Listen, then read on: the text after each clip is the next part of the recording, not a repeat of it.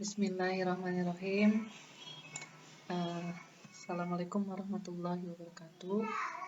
Alhamdulillah, saat ini ya saya khususnya masih diberi kesempatan menakar materi lewat video pembelajaran. Mudah-mudahan setelah kalian mendengarkan video ini agak tergambar ya. Pada saat nanti kalian menulis tesis, nanti metode pengumpulan data ini akan kalian letakkan di bab 3 ya. Jadi kalau bab 1 itu pendahuluan, di situ ada latar belakang masalah, identifikasi masalah, kemudian batasan masalah ya. Batasan masalah itu ya apa yang kita mau teliti ya. Kemudian rumusan masalah dalam bentuk pertanyaan, kemudian tujuan penelitian ada yang di bab 1, ada yang di bab 3 ya.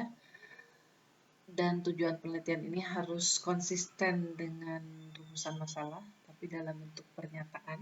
Kalau rumusan masalah pertanyaan, kalau tujuan penelitian pernyataan. Kemudian di bab 1 terakhir adalah manfaat penelitian.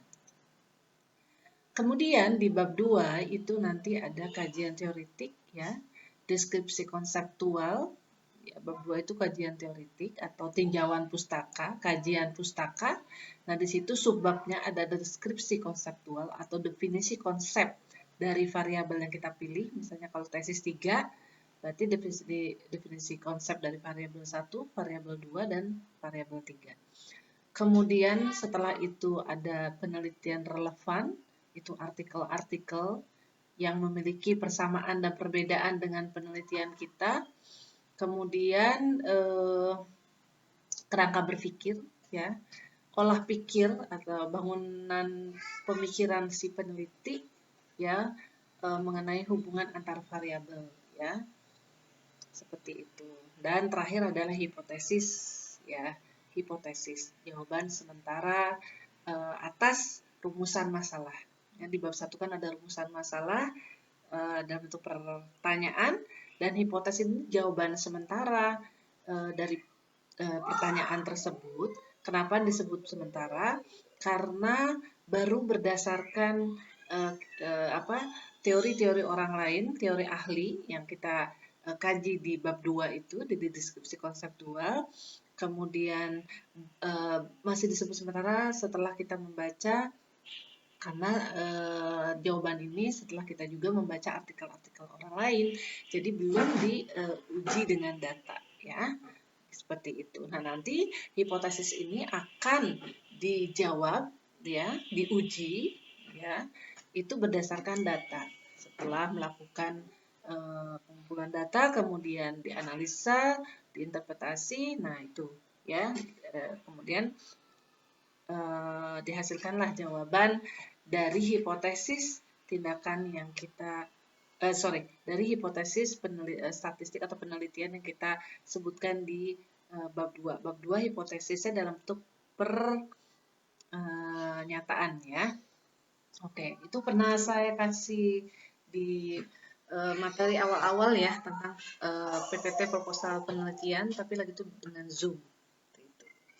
Oke, sekarang itu kita tentang, nah ini metode pengumpulan data ya.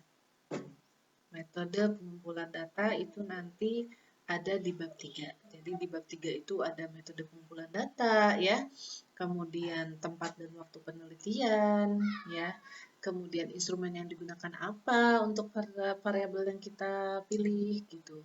Kemudian skala pengukurannya bagaimana, apa yang dipakai. Sekarang kan macam-macam, ada Likert, ada Truston, ada dimatrix diferensial, ada rating scale gitu ya. Nah, itu harus dicantumkan di bab 3. Kemudian ada uji validitas yang reliabilitasnya, kemudian hasil uji validitas reliabilitasnya, berapa butir yang drop, berapa butir yang dipakai untuk penelitian. Nah, itu nanti di bab 3 ya. Jadi bab 4 itu hanya analisis data, ya, baik statistik deskriptif setiap variabel maupun pengujian hipotesis. Nah, ya, setelah itu baru pembahasan, dan terakhir bab 5 adalah kesimpulan.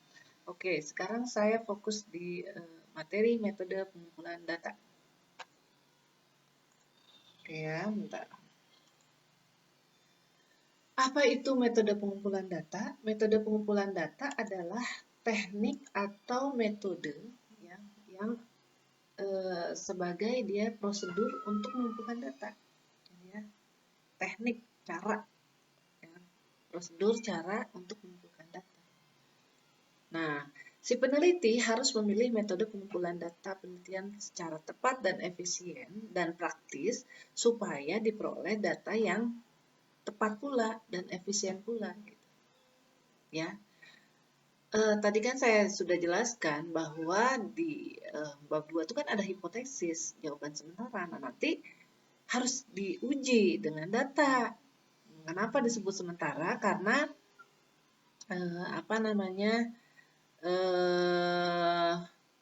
masih bersifat sementara, belum diuji dengan data. Oleh karena itu, ya, kita harus turun lapang mengumpulkan data, ya, dan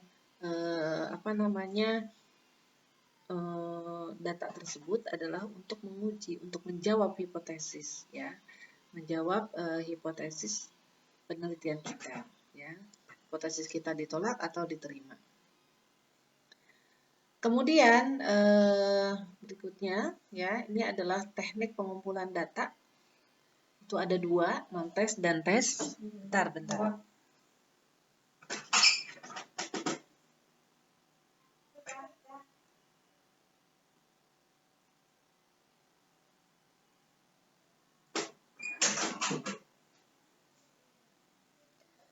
Nah, ini teknik pengumpulan data, ya, ada non-tes dan tes. Nah, non-tes itu ada angket, kuesioner. Nah, biasanya dipakai untuk penelitian kuantitatif, ya. Jadi kalau kita misalnya memilih 3 variabel untuk penelitian hubungan asosiatif, baik itu asosiatif korelasional maupun asosiatif kausal sebab akibat, itu regresi atau analisis jalur.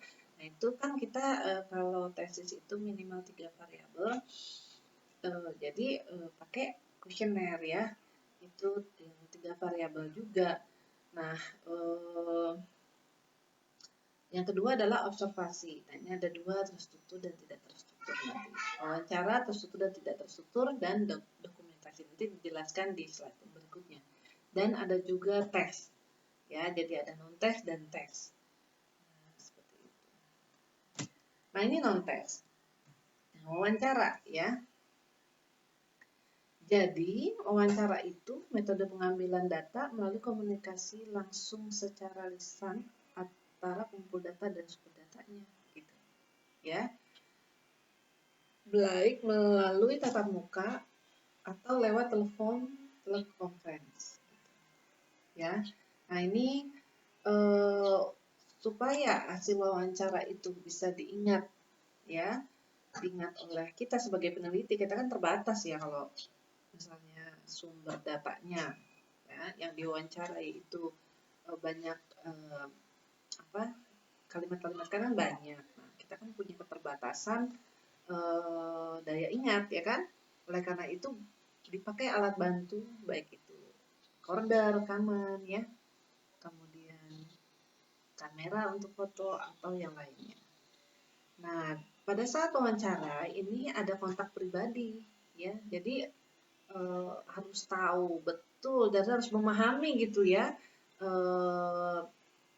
subjek yang mau kita wawancarai. Gitu. Jadi jangan langsung bilang, saya wawancara ya sekarang, apalagi sama misalnya kepala sekolah, guru-guru, gitu, ya. Ya, andaikan pokoknya untuk semua yang kita mewawancarai itu harus kita lihat situasi dan kondisi si respondennya, dan harus memilih waktu yang tepat, kapan dan di mana wawancara akan dilaksanakan, gitu, ya. Seperti itu. Kemudian wawancara dibagi 2. Ada wawancara terstruktur dan tidak terstruktur. Nah, ini mungkin saya mengingatkan sedikit nih, ya, untuk kalian teman-teman nih, saya pengalaman aja ya. Jadi kalau kita berinteraksi dengan orang, bicara atau sebagainya, baik langsung maupun WA, itu hendaknya kita lihat kondisinya, kondisi dari yang kita mau ajak bicara gitu. Contoh misalnya dalam pembuatan tesis kita dengan pembimbing, itu jangan kesannya maksa, misalnya Bu saya mau konsultasi sekarang gitu, atau Pak saya mau konsultasi sekarang gitu. Langsung ditodong, kemudian padahal lagi sibuk misalnya dosennya. Nah itu sama ya, harus ada etikanya gitu. Dalam arti ditanya dulu, kapan Pak Bu bisa istilahnya konsultasi gitu, ya bisa lewat WA dulu gitu. Nah kemudian kalau misalnya WA dengan siapapun baik apalagi dengan istilahnya dosen pada saat bimbingan tesis itu misalnya dosennya misalnya sibuk gitu ya, karena saya pernah alami pas WA saya jawab kemudian dia nanya lagi, saya bilang nanti ya saya telepon gitu ya, soalnya saya lagi ada di rumah sakit gitu. Nah ini mahasiswanya iya Bu maaf tapi berikutnya ada pertanyaan lagi, pertanyaannya juga banyak gitu. Saya bilang nanti ya saya lagi di rumah sakit, saya sampai berulang kali seperti itu. Nah itu jangan sampai kayak gitu ya.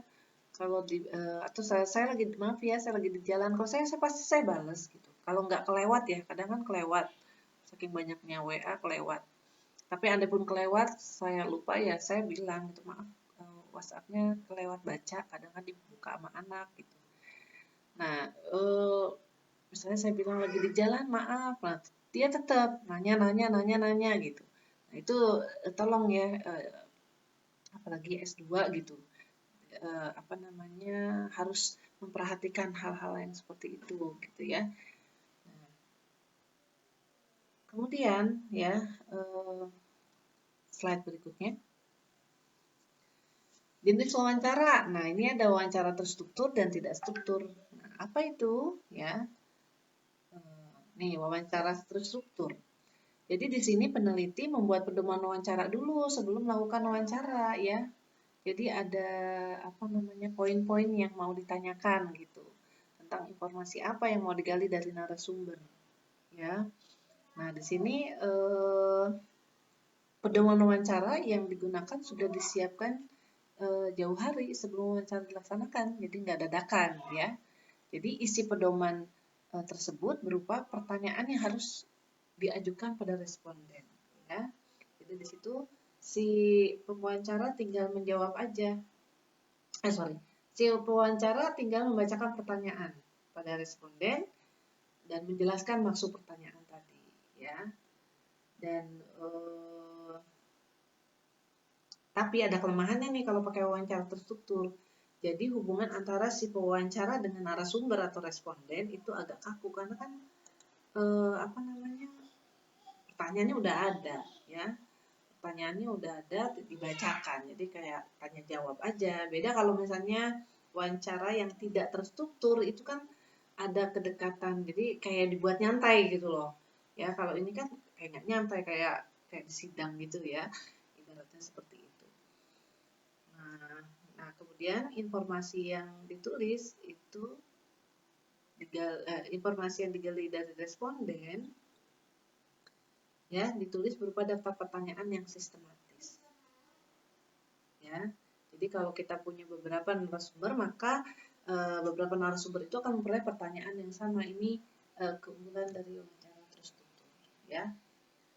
Nah, ini contoh wawancara terstruktur sebenarnya seperti kayak angket ya, cuma bedanya ya. Kalau wawancara terstruktur ini yang kalau angket kan yang ngisi responden ya. Tapi kalau wawancara terstruktur yang ngisi kita yang membacakan kalimat butir dari instrumen ya wawancara gitu. Nah ini bagaimana tanggapan Ibu tentang pelayanan kesehatan di rumah sakit nanti? Oh bentar ya Dek ya, bentar. Kak tolong Mama Kak, bentar Kak. Ini adek mau ini. Iya, zoom dulu ya.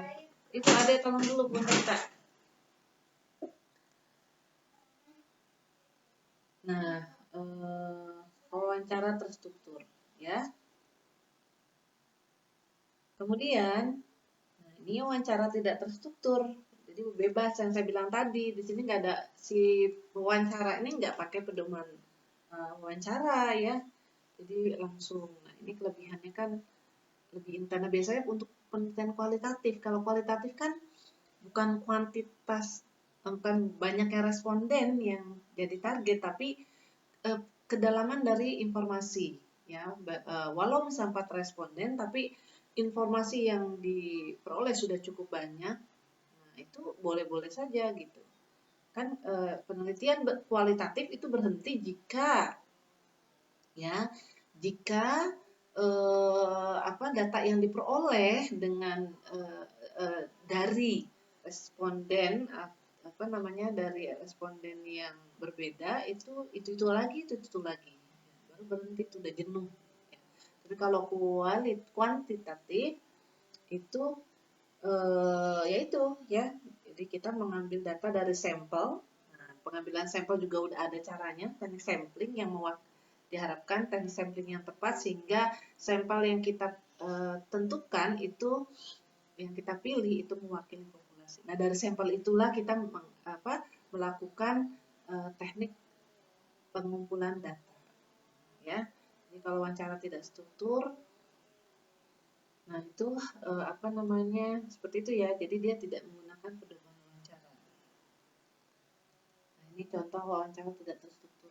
Bagaimana tanggapan Bapak Ibu terhadap kebijakan pemerintah tentang impor beras? Jadi pertanyaannya nggak kaku gitu ya.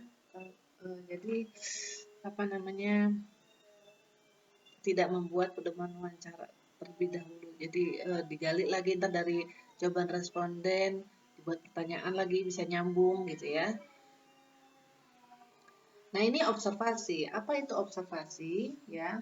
Observasi adalah pengamatan dan pencatatan secara sistematik yang melibatkan semua indera untuk merekam berbagai fenomena yang terjadi. Jadi pengamatan, iya sayang. Aduh, laporan segala. Ya pakai itu yang kakak. Pinter ya.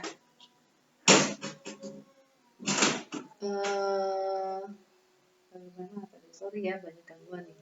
Observasi, pengamatan ya. Observasi itu pengamatan gitu. Nah ini biasanya cocok ya untuk mempelajari perilaku manusia, proses kerja di dalam. Misalnya praktikum gitu ya di sekolah-sekolah. Misalnya siswa di laboratorium praktikum biologi atau fisika atau kimia. Nah ini atau misalnya meneliti speaking ya, bahasa Inggris gitu.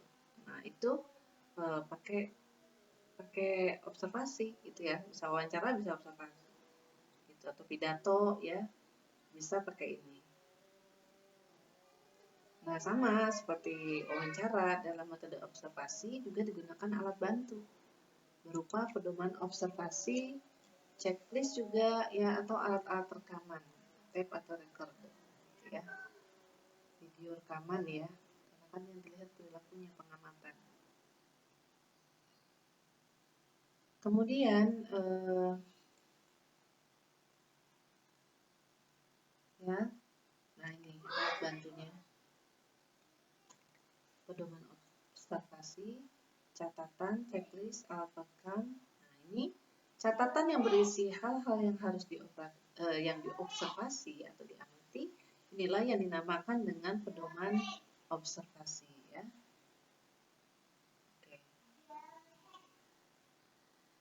Nah ini metode observasi berdasarkan keterlibatan observernya. Yang pengamatnya itu ada 2, observasi partisipan dan non-partisipan.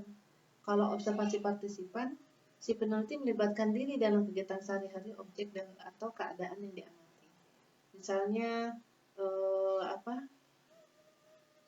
kegiatan praktikum siswa kan ikut mengamati, ya, ikut mengamati, ikut cimlung gitu di laboratoriumnya. Jadi itu termasuk observasi partisipan. Kalau observasi non-partisipan itu peneliti tidak melibatkan diri dalam kegiatan yang sedang diamati, ya, seperti itu. Jadi kalau observasi partisipan itu peneliti nggak cuma nonton tapi ikut membaur, ya, gitu. Jadi ya ketika melakukan penelitian, ketika melakukan observasi, ya, orang yang diteliti atau partisipan umumnya mengetahui bahwa mereka sedang diteliti. Kalau yang partisipan itu tahu bahwa objek yang diteliti itu sedang diteliti. Gitu. Nah, kalau observasi non partisipan itu nggak tahu, diem-diem, gitu ya. Nah, ini keunggulannya kalau yang partisipan bisa jadi kegiatannya tidak tidak menunjukkan keadaan sebenarnya. Kalau yang non partisipan ini karena tidak melibatkan diri, misalnya diem-diem pakai rekaman CCTV gitu ya, dan tidak dilihat terlebih dahulu. Iya sayang, sabar. Nih. Iya. Nih. Dah, tutup lagi dek. Tutup lagi sayang. Oke? Oke, tutup lagi. Nah, observasi non partisipan, ya, itu ya tidak melibatkan diri. Jadi misalnya kepala sekolah misalnya mau mengawasi gurunya, tapi nggak dibilang dulu nih, misalnya ditaruh CCTV di mana gitu ya, pengen tahu nih kegiatan belajar mengajar di kelas tersebut misalnya gitu. Jadi partisipan tidak menyadari bahwa mereka sedang diamati, ya, sehingga lebih objektif, akurasi data bisa terjamin. Ih, pinter banget. Saya tutup lagi. Ya, kemudian, nah ini metode observasi dapat dibedakan menjadi beberapa jenis ya, seperti tadi wawancara ya. Ada yang struktur, ada yang tidak terstruktur. Kalau ini sama juga sih, ada yang bilang observasi terstruktur dan tidak struktur. Yang terstruktur disebut observasi sistematis, ya, kalau yang tidak struktur itu non sistematis. Ya, sama, kalau observasi sistematis itu terstruktur, dia menggunakan panduan observasi. Ya, tapi kalau yang tidak sistematis itu tidak menggunakan pedoman observasi atau panduan observasi, ya. Jadi kalau pedoman observasi itu apa? Yaitu catatan yang berisi hal-hal yang akan diobservasi. Ya, sehingga peneliti tidak lupa yang mau diamati apa. Misalnya kayak amati siswa praktikum di laboratorium ya. Misalnya yang mau diamati apa nih? Cara menyiapkan bahan gitu. Kemudian prosedurnya betul atau belum. Kemudian merapikan bahan tidak setelah selesai gitu ya. Laporannya seperti apa yang dibuat, nah, itu kan udah ada pedomannya. Nah, itu observasi non sistematis, observasi sistematis atau terstruktur, ya.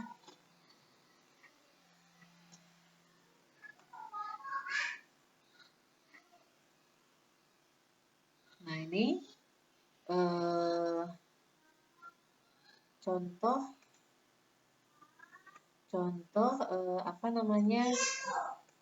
contoh metode observasi sistematis, nah, ya.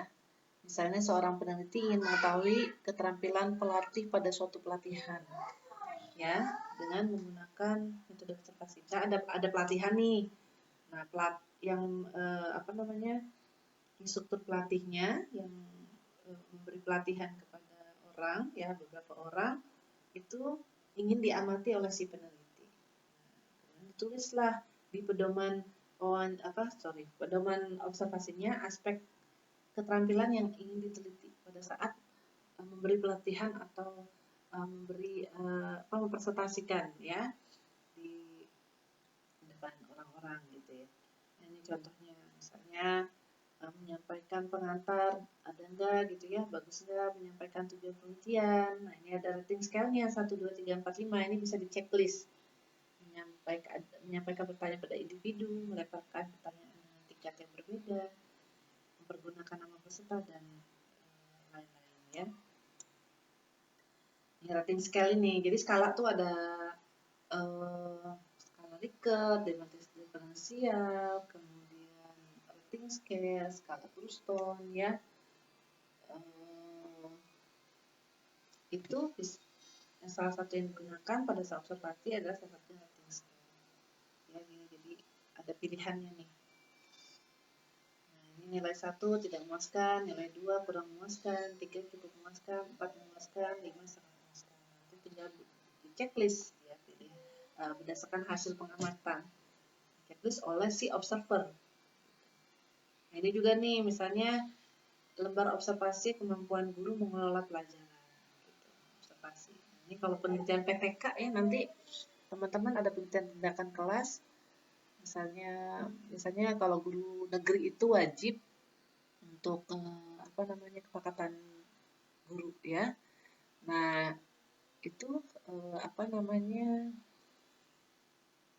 bisa menggunakan instrumen lembar observasi pada saat guru itu mengelola pembelajaran gitu ya. Kalau di UNJ S2, S3, S1 itu bisa penelitiannya jenis penelitian PTK, penelitian tindakan kelas. Ya, cirinya itu ada siklus. Jadi ada masalah di kelas, diberi tindakan, kemudian setelah diberi tindakan gitu ya, dilihat hasilnya. Ada perubahan enggak? Gitu. Masalah itu teratasi tidak? Kalau tidak teratasi, diulang lagi siklus berikutnya. Dan satu siklus itu ada perencanaan, kemudian pelaksanaan, observasi, dan refleksi. Ya, kalau perencanaan itu merencanakan nih nanti kegiatan belajar seperti apa. Nah, melaksanakan apa yang sudah direncanakan.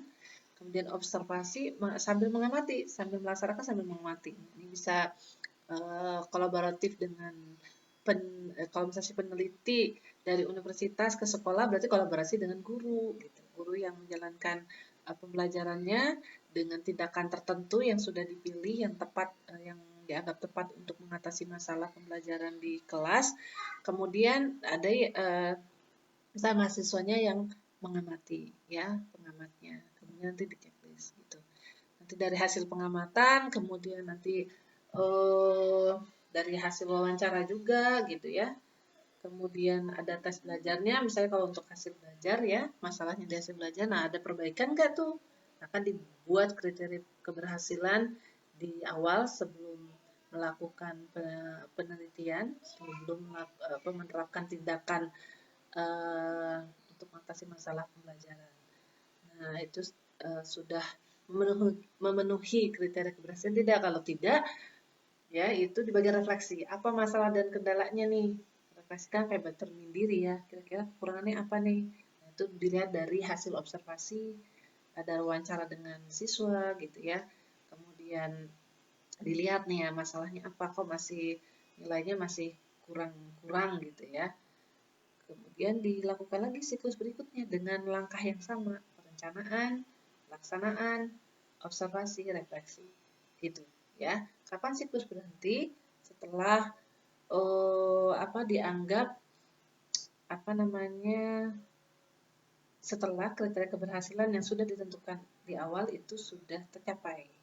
Ya, misalnya KKM-nya semua siswa harus di atas 70, ternyata sudah tercapai ya sudah berhenti. Kemudian,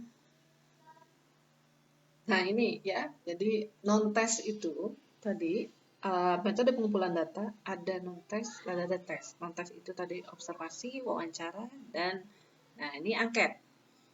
Angket atau kuesioner ya yang dikenalnya itu metode pengumpulan data berupa daftar yang berisi seperangkat pertanyaan atau pernyataan tertulis kepada responden untuk jawab. Ya, yang kemarin kalian latihan metode pengumpulan data ya. Nah, itu saya kasih tugas biar kebayang gitu loh. Bagaimana sih menjaring data pada responden, cuma kan nggak full yang seharusnya ya. Kalau seharusnya kan kita tentukan dulu populasinya. Dari populasi kita dengan menggunakan teknik sampling, kita tentukan sampelnya, kemudian jumlah sampelnya berapa yang mewakili populasi berdasarkan aturan tertentu, kemudian baru turun lapang mengadakan kuesioner angket ya dengan sampel dan tentukan sebelumnya. Kalau ini kan latihan saja ya, misalnya 1 orang 30. Ya minimal ngerti gitu ya. Pada saat kalian memperoleh mata kuliah statistik, ngerti itu yang diolah tuh data tuh asalnya dari mana gitu. Kemudian uji validitas reliabilitas itu seperti apa sih? Nah, gitu. Kalau tidak ada pengalaman yang diberikan pada saat pembelajaran Medlit atau ya khususnya Medlit ini pasti nggak kebayang gitu. Jadi percuma aja saya jelaskan metode pengumpulan data, bagaimana apa itu instrumen, kemudian skala pengukuran itu apa, tapi kalau nggak mengalami pengalaman sendiri itu nggak paham gitu ya. Nah, kuesioner itu ini data yang efisien, pengumpulan data yang efisien karena bisa disebarkan untuk wilayah yang luas ya. Bisa juga dikirimkan lewat email ataupun sekarang malah Google Form ya, lebih mudah gitu. Jadi nggak harus. Kalau saya dulu sayanya juga dulu itu pas disertasi saya langsung ke sekolah-sekolah ya.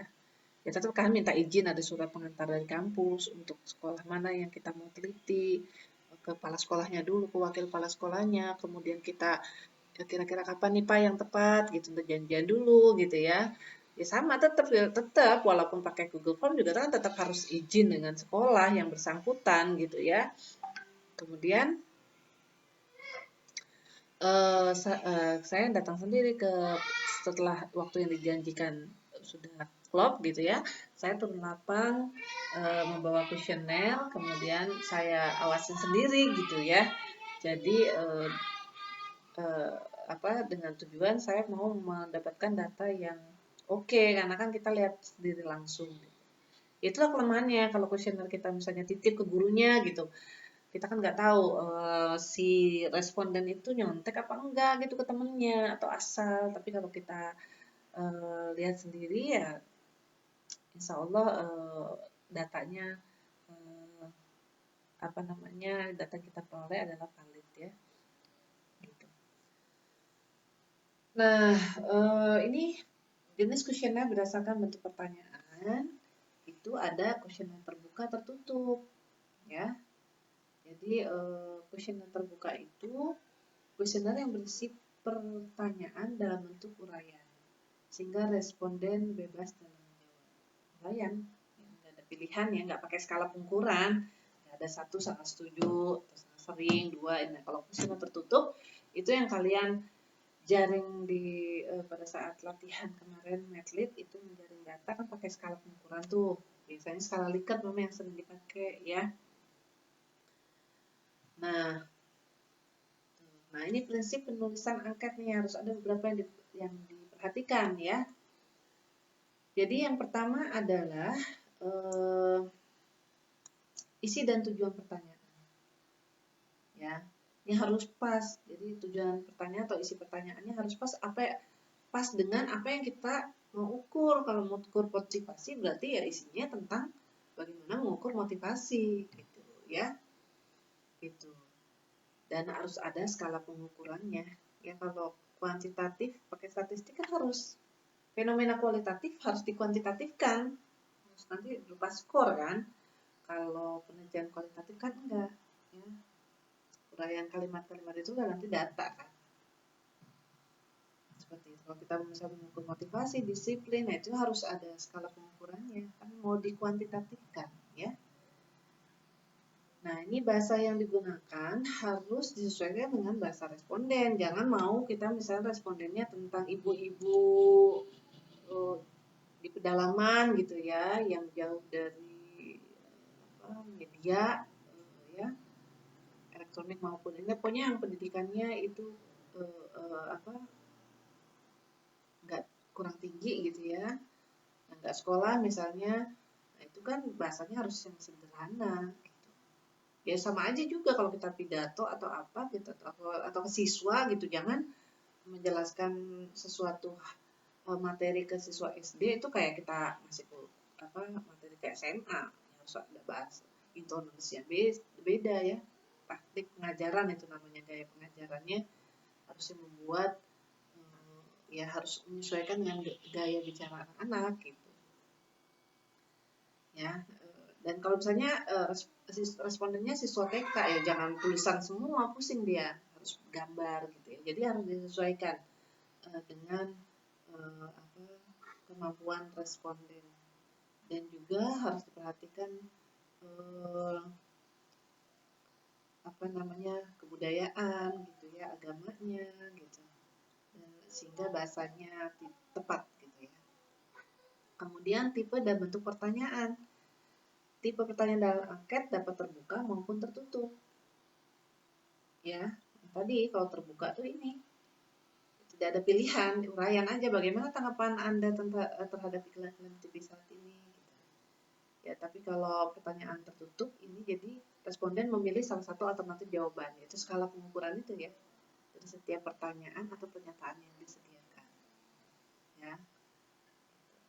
Nah, terus nomor 4, pertanyaan tidak mendua. Contohnya misalnya ya, bagaimana misalnya pengen tahu nih pendapat responden tentang suatu produk.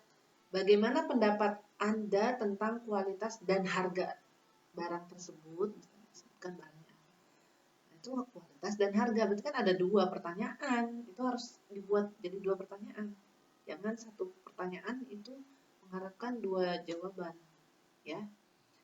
Kemudian tidak menanyakan sesuatu yang lupa, misalnya bagaimana Indonesia misalnya 35 tahun yang lalu atau 40 tahun yang lalu, umur saya aja segitu gitu ya, belum lahir gitu. Jadi jangan menanyakan apa-apa yang sudah lupa. Gitu. Nah, terus pertanyaan tidak menggiring. Misalnya pakai skala pengukuran selalu, sering, kadang-kadang ya, jarang, tidak pernah. Misalnya pertanyaannya, apakah bisa tentang disiplin ya, berangkat sekolah, apakah Anda selalu pagi-pagi berangkat ke sekolah? Nah, itu kan menggiring, udah pasti selalu ya, ada kata selalu. Gitu. Ya, jadi nggak boleh menggiring si responden untuk menjawab hal tertentu. Gitu. Itu juga misalnya tentang ke guru, bagaimana pendapat insentif guru dinaikkan oleh kepala sekolah, ya pasti bilang sangat setuju. Itu kan menggiring ya, menggiring orang untuk menjawab baik saja atau tidak saja. Itu nggak boleh. Kemudian panjang pertanyaan itu harus memadai. Jadi 20-30 pertanyaan aja, jangan kebanyakan, ntar bosen responden isinya ya, jenuh nanti gitu. Jadi yang saya baca buku sih, jumlah pertanyaannya jangan sampai ya antara 20-30 ya, maksudnya jangan melebihi 30 pertanyaan gitu ya. Gitu. Nah, urutan pertanyaan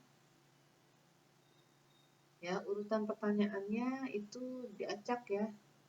Jadi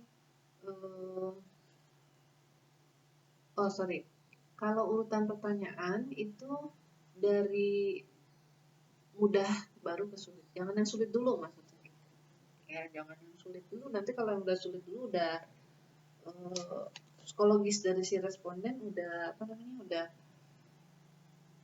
pusing duluan, jadi nanti yang berikutnya menjawab pertanyaannya itu pusing.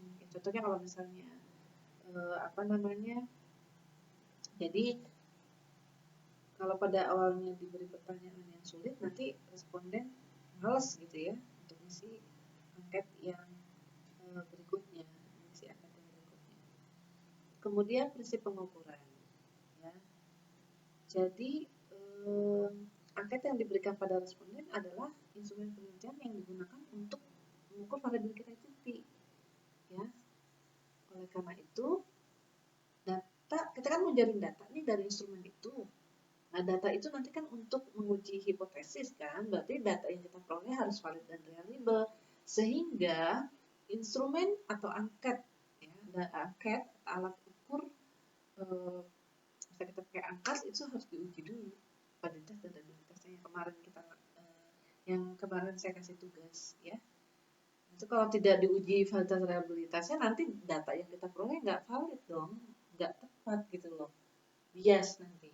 Ya ibaratnya kalau kita mau, ya selalu saya contoh timbangan, kita mau ukur berat badan misalnya siswa yang tahu nih gizinya ya, asupan gizi siswa itu berapa, tapi kalau timbangannya ngaco ya nanti hasil penelitiannya tidak menggambarkan status gizi siswa tersebut ya, seperti itu. Nah, penampilan fisik angket ini jangan, misalnya kalau kita pakai kuesioner jangan kuesioner yang buram gitu ya kertasnya, kemudian hurufnya cukup kecil-kecil dibuat 2 kolom ngirit kertas, nah, itu bikin pusing ya. Saya itu dari dulu kalau menulis itu pasti huruf besar gitu ya. Huruf besar dan jangan jaraknya tuh jangan kalau di komputer tuh 1 spasi jangan. Ya 1,5 spasi lah, 1,5 spasi.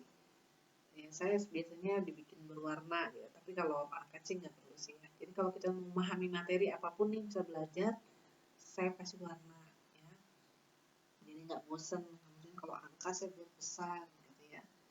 Kalau rangkuman lihat aja, saya nggak pernah deket-deket gitu. Jadi apalagi yang berbau angka ya, kalau angka itu udah pusing, lihat angkanya udah pusing. Jangan sampai format penulisannya nambah pusing gitu. Oke.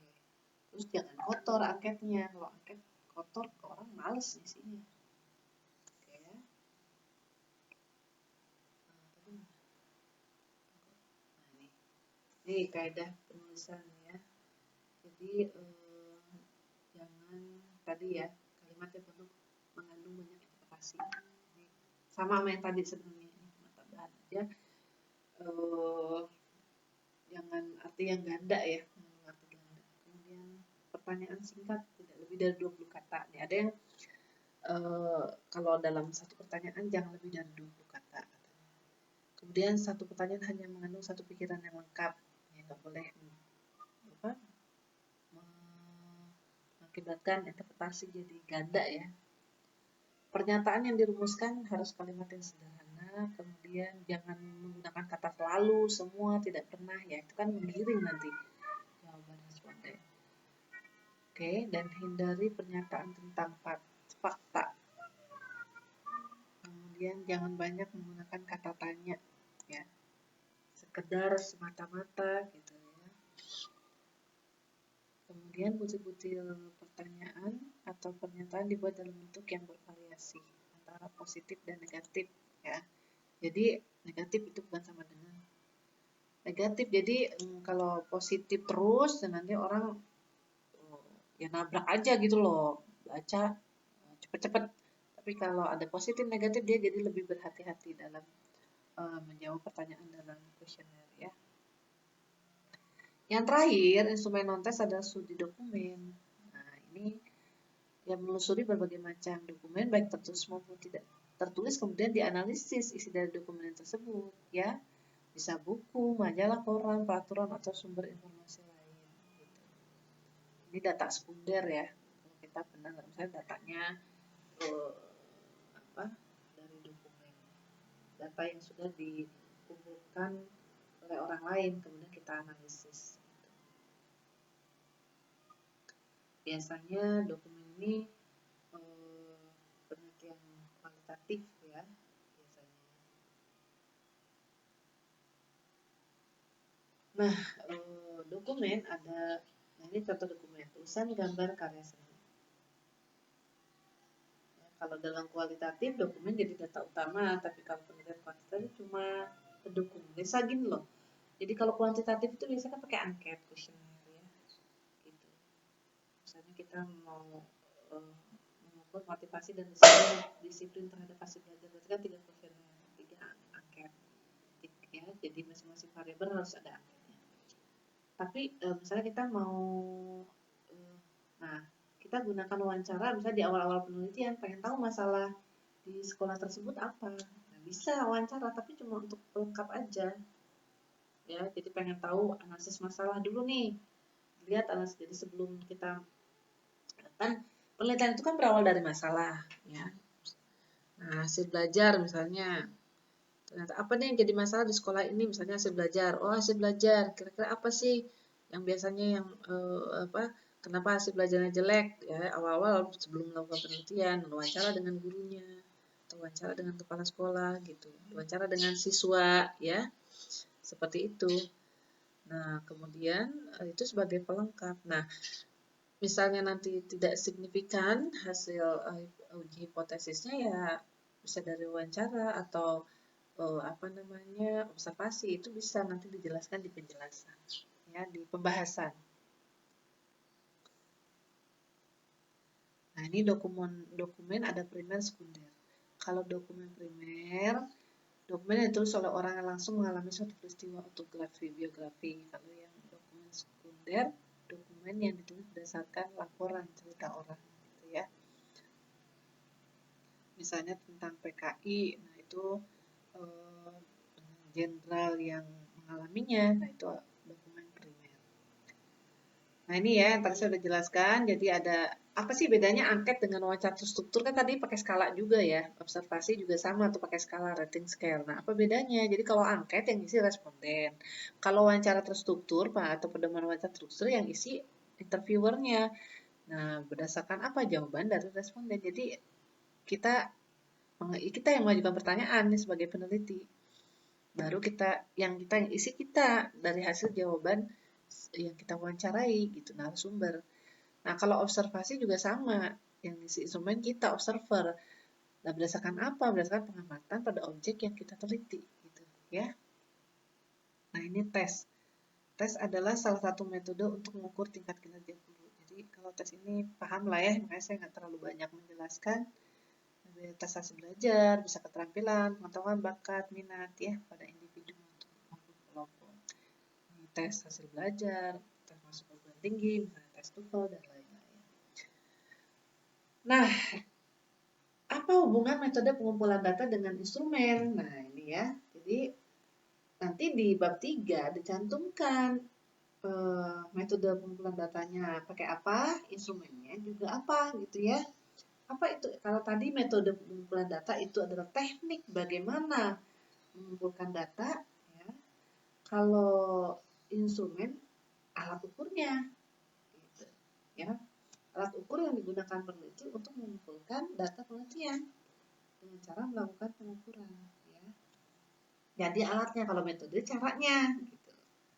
Sehingga diperoleh data yang objektif dan kesimpulannya yang diperoleh juga objektif pula, gitu ya.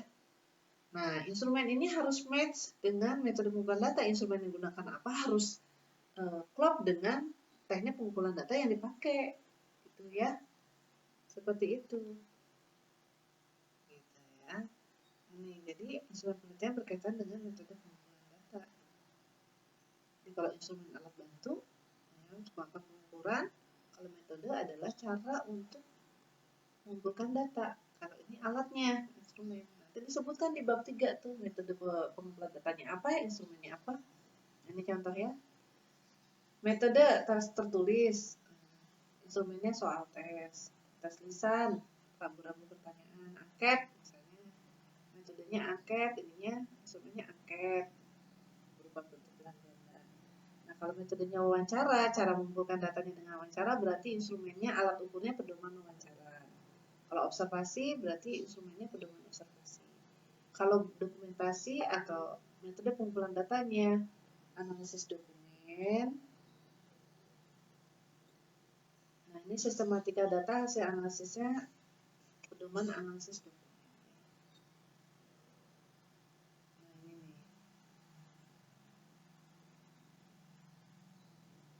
Contoh instrumen variabel stres belajar dalam bentuk checklist. Ini instrumennya, checklistnya. Gitu ya. Ini variabel pilihan ganda. Kalau checklist ini, ya, ini kalau pilihan ganda yang kemarin saya kasih contoh ya. Nah, disebutkan juga nanti di bab 3 skala pengukurannya apa. Nah, skala pengukuran itu apa sih? Seperangkat aturan yang digunakan untuk mengkuantitatifkan data pengumpulan dari suatu variabel. Jadi fenomena yang kita teliti, khususnya penelitian pendidikan atau sosial, itu kan bersifat kualitatif. Nah, harus dikuantitatifkan. Nah, harus pakai skala untuk mengkuantitatifkan, ya. Harus pakai skala pengukuran. Nah, skala pengukuran ini banyak. Skala Likert, Goodman, semantik diferensial, Houston, skala penilaian atau rating scale, ya. Nah, di skala pengukuran kalau contohnya dalam sehari-hari, ya, yang bukan penelitian, yang bukan penelitian pendidikan, contohnya gini yang paling gampang. Misalnya alat ukurnya timbangan emas, ya, kan untuk mengukur berat emas. Nah, skalanya miligram. Kalau berat badan, timbangan berat badan, berarti skala pengukurannya kilogram, ya. Kalau meteran, itu kan untuk instrumen mengukur panjang, skalanya bisa milimeter. Jadi harus ada skala pengukuran. Gitu, ya. Jadi kalau pendidikan atau ilmu sosial itu kebanyakan yang kita teliti variabelnya konsepnya berupa fenomena sosial yang abstrak, yang nggak bisa diraba gitu. Ngeliat orang misalnya, oh ini motivasinya langsung kita bilang tinggi, oh ini anak malas nih, ya, nggak gitu, harus diukur dulu, diukur. Jadi kalau penelitian kuantitatif harus diangkakan gitu, ya. Nah, untuk membuat instrumen sudah saya jelaskan sebelumnya, ya. Jadi kita membaca konsep dari variabel yang kita pilih, ya. Misal 3 variabel, kita baca tuh konsep variabel dari para ahli dari ketiga variabel tersebut. Kemudian kita sintesis, ya, definisi konsep kita sendiri atau definisi konseptual, kita mengkonstruk, ya, definisi sendiri, ya, nanti di bab 3 itu dituangkan definisi konseptual. Kemudian dioperasionalkan, ada definisi operasional, disebutkan di situ indikator yang kita mengukur apa aja untuk konsep variabel kita, ya. Kemudian, nah ini skala pengukuran, ya, di PowerPoint yang kemarin-kemarin kan ada nih, skala Likert, Goodman, semantik diferensial, Houston, penilaian, contohnya juga ada. Sekarang dilihat lagi di PPT sebelum-sebelumnya. Nah, skala pengukuran, jadi metode pengumpulan data sudah tentukan, instrumennya juga sudah, skala pengukuran yang digunakan apa. Nah, ini aturan scoring, bagaimana men-skornya, ya. Jadi untuk melakukan pengukuran ada aturan tertentu namanya scoring, penerahan angka pada objek-objek. Nah, ini harus konsisten baik dalam peringkat maupun interval antar ukuran, ya. Nah, jadi pada saat kita melakukan pengukuran, itu kita membandingkan sesuatu yang diukur dengan alat ukurnya dan menentukan bilangan menurut aturan sesuatu, gitu, ya. Jadi pada saat mengukur motivasi berarti kita membandingkan apa yang kita mau ukur, yaitu motivasi, dengan alat ukurnya dan menentukan bilangan, harus ada angkanya, ya. Contoh yang sehari-hari misalnya mengukur panjang sebuah kertas 15 cm. Kemudian membandingkan kertas tersebut dengan mistar, dengan skala misalnya cm dan memberikan angka 15. Gitu, ya. Nah, ini contoh skornya. Kalau positif berarti ya kalau dia jawab sangat setuju 5, setuju 4. Skalanya kan skala Likert nih. Nah, aturan scoring itu seperti ini, ya. Oke, kayaknya sudah. Nah, saya kasih contoh disertasi saya, ya. Nanti disertasi saya kasih contoh bab 3-nya.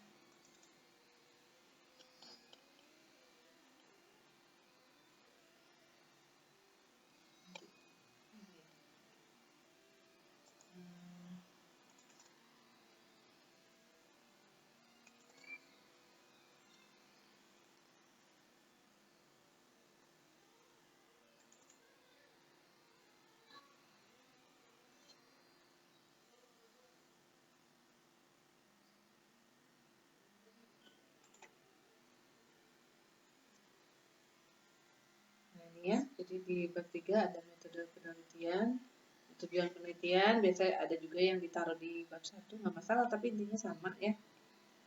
Kemudian ini tempat dan waktu penelitian. penelitian, ada metode penelitian, misalnya kuantitatifnya apa, eksperimen kah, atau asosiatif, hubungan, korelasional atau asosiatif kausal gitu ya.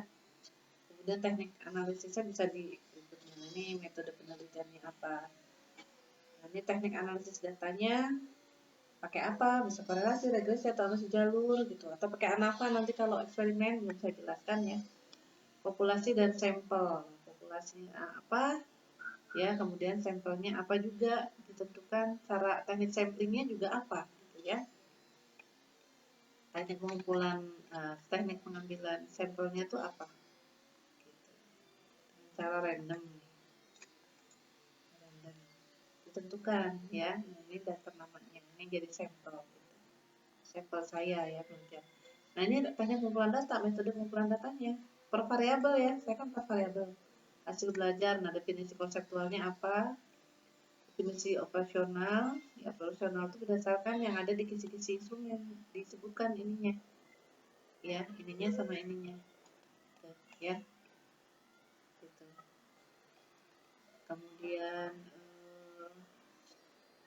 nah ini jenis instrumen tadi ya yang saya bilang, setelah metode pengumpulan datanya menggunakan apa, tekniknya, nah instrumennya apa nih, angket, kalau tes ya tes gitu ya, soal tes gitu. Nah, kemudian uji validitas pakar, nah kalau panelis itu biasanya S3 pakar aja ya, yang kemarin saya jelaskan kan, validitas pakar.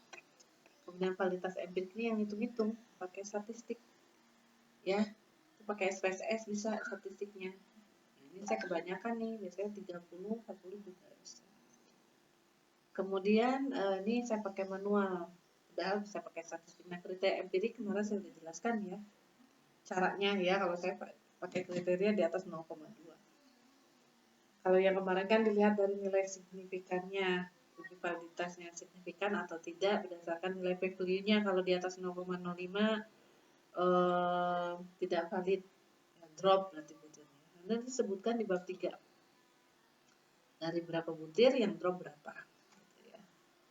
Nah terus reliabilitasnya pakai apa, dan bisa pakai SPSS, apakah Cronbach atau ya KR gitu ya, itu pakai SPSS. Kalau saya pakai manual. Nah kriteria dikatakan reliabilitas itu kan 0,6 ke atas. Nah, saya ini 0,7 berarti valid. Ini di bab 3. Kemudian variabel lain. Nah, tadi hasil belajar. Kan saya 4 variabel.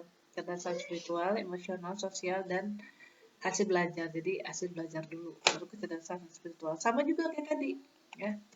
Nah, saya lupa. Nah, ini ada nanti ada. Nah, ini aturan scoringnya nih. Sorry, yang aturan scoring di sini. Nah, ya, kalau di sini harusnya ada aturan scoring nih. Kalau benar nanti responden 1, kalau salah berarti dapat skor 0 ya. Kalau hasil belajar. Nah, kalau kecerdasan spiritual ini ada definisi konseptual, ada operasional, ada kisi-kisi instrumennya. Nah, disebutkan di sini skala pengukurannya itu skala Likert. Pakai metode instrumen yang digunakan adalah kuesioner atau angket ya. Kemudian ini kisi-kisi instrumennya, terus jenis instrumennya disebutkan ya. Nah, ini scoring nih. Bobotnya 5 ya, 4 sering, 3 kadang-kadang, 2 jarang, 1 tidak pernah untuk pernyataan positif. Nah, kalau yang negatif kebalikannya. Nah, ini namanya aturan scoring. Nah, skalanya disebutkan ya tadi ya. Ini skala Likert.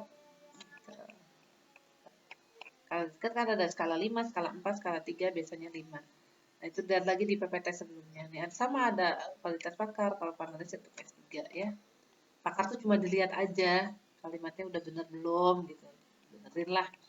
Kalau empirik ini tadi pakai uji statistik ya, uji validitas. Nah, begitu juga dengan ini kalau pembangunan instrumen itu nanti kalau S3 ya. Oke, itu aja video pembelajaran yang saya berikan untuk metode pengumpulan data.